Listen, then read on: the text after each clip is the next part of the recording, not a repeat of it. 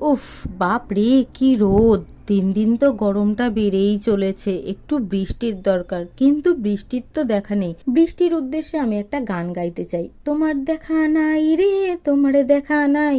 ওহো, দেখেছো, গান গাইতে গাইতে তোমাদের তো বলতেই ভুলে গেছি যে এত সকাল সকাল আমরা সেজে গুজে কোথায় যাচ্ছি। ট্যান ট্যাড়া, চলে এসেছি বাবা লোকনাথের কাছে পুজো দিতে। বর ডিউটির দিয়েই ডাইরেক্ট চলে এসেছিল মন্দিরে। আমরা পুজো দিয়ে বেরিয়েই সবার প্রথমে ডাব দেখে সবাই মিলে আগে ডাবের জল খেয়ে নিয়েছি, কিন্তু আমার ছেলেকে একটুও ডাবের জল খাওয়াতে পারলাম না। বাবিন এখন বাবার কোলে চেপে যাচ্ছে, আর এই পাখিগুলো দেখা মাত্রই বাবিন কিন্তু খুব খুশি হয়েছে।